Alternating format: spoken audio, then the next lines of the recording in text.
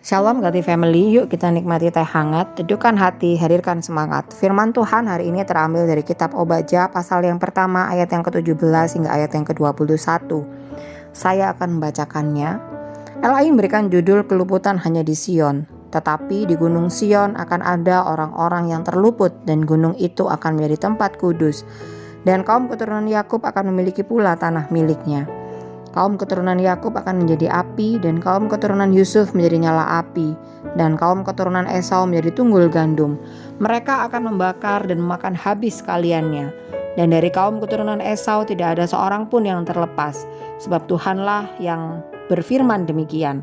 Maka orang-orang tanah Negeb akan memiliki pegunungan Esau, dan orang-orang daerah bukit akan memiliki tanah orang Filistin.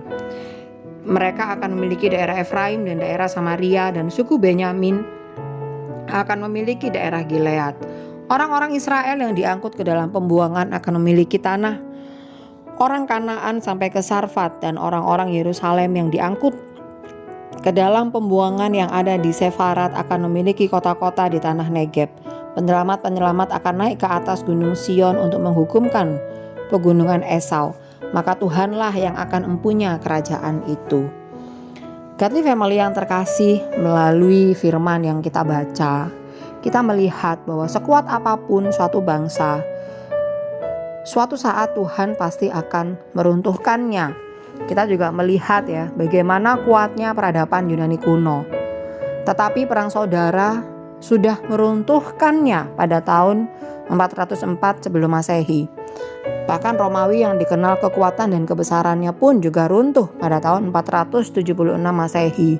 Demikian juga dengan Uni Soviet, negara besar pada masanya, bubar pada tahun 1991. Dan semuanya ini terjadi bukan secara kebetulan.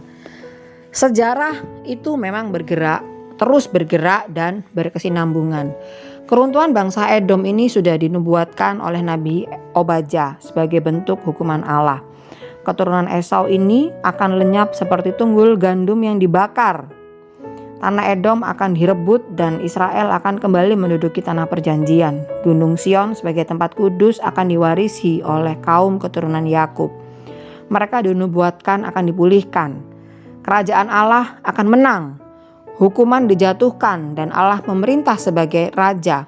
Bahkan dikatakan bahwa Tuhanlah yang akan memiliki kerajaan itu. Godly Family yang terkasih, nama Tuhan ini memberikan makna bahwa Aku Tuhan yang menyebabkan sesuatu itu ada. Penegasan bahwa Dialah Sang Pencipta langit dan bumi serta segala isinya ini menyatakan bahwa Allah berotoritas atas segala bangsa. Allah berhak menghakimi dan menghukum. Allah juga berhak membangun dan memulihkan. Dan kekejaman pasti akan dihancurkan dan penderitaan akan diganti dengan kebahagiaan. Keluputan dan keselamatan itu adalah karunia Allah. Karena Dialah Raja di atas segala raja yang berkuasa dan memulihkan dan memberkati umatnya.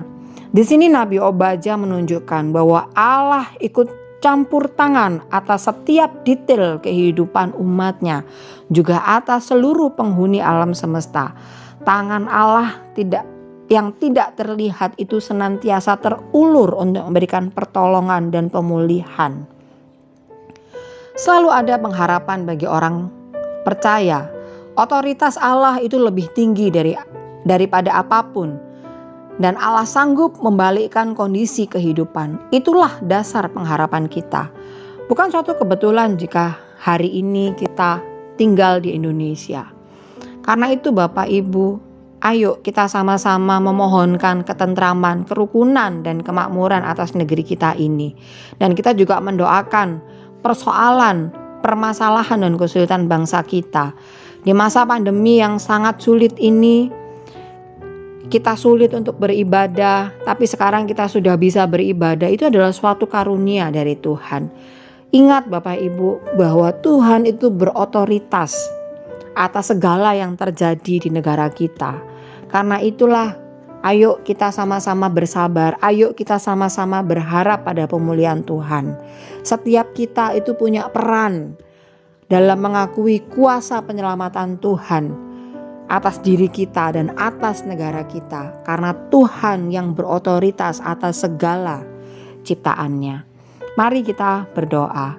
Terima kasih ya Tuhan untuk firman yang boleh kami renungkan hari ini, yang mengingatkan kita bahwa Engkau ya Tuhan selalu campur tangan atas setiap detail kehidupan kami, atas setiap detail kehidupan negara kami, bangsa dan negara kami ya Tuhan.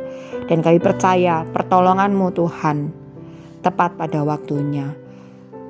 Sertai kami ya Tuhan setiap aktivitas kami sepanjang hari ini. Dalam nama Tuhan Yesus kami berdoa. Amin.